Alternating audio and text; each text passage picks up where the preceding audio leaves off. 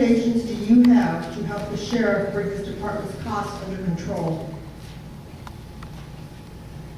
I think there are a couple of things that need to happen, and it all involves people working together.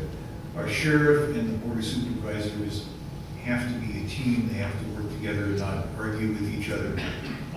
The sheriff and the people who work in the sheriff's department, all the deputies, correctional deputies, street deputies, moving up the line, are the people who do the work every day. They know where there are efficiencies. They know where they are being asked or told to do things that don't need doing, and they might be able to save money. So it's kind of a three-legged approach. You need the working employees, you need the top administrator, and you need the board to work together to look for places where we can save some money. I think they're there. Legal?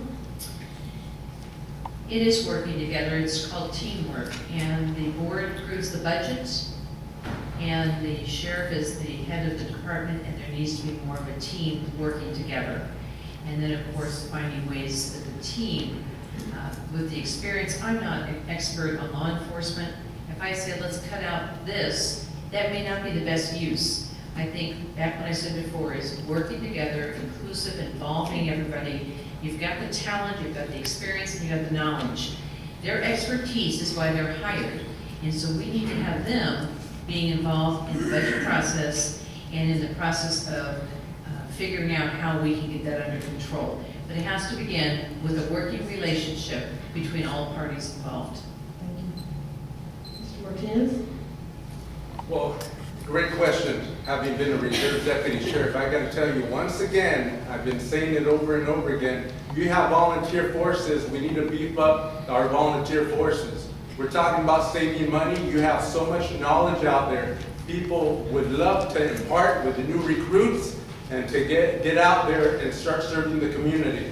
So that's a major cost savings, and building a relationship, having direct dialogue with the sheriff's department, you know, figuring out what's the new trend, what are the issues, because they're changing ongoingly. They need money for new apparatus.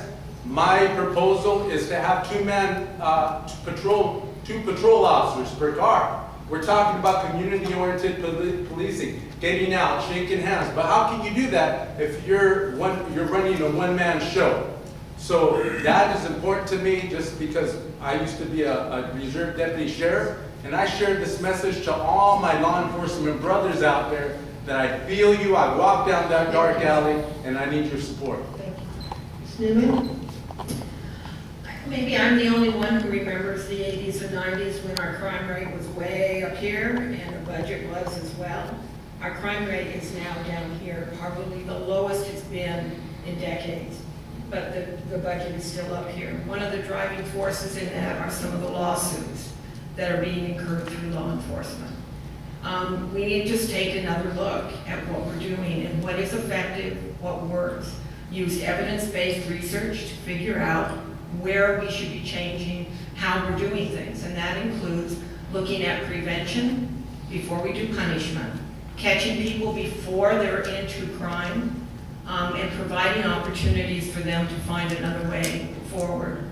We have a lot of young people who are struggling to figure out how they fit into our world. Do they really have a future here? Are we really providing them with hope? And I don't think we are. So I think that there's a lot of programs that can intervene in the early stages, but also after they're out of prison. Mr. Linder? Thank you again. I think this is another very important question because it involves public safety.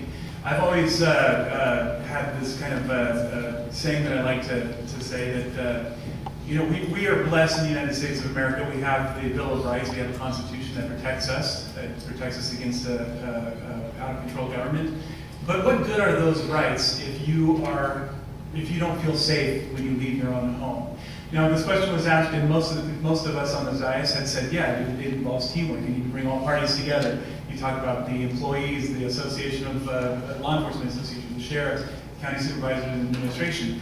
You do need to do that. You need to bring everybody together. But one of those very, very important stakeholders is you. The public needs to have a say in this. And you are the ones being protected. I think that a lot of that, you need to ask yourselves. You need to make sure that you let your government know what you're okay with funds going towards public safety, or any program for that matter. Thank you.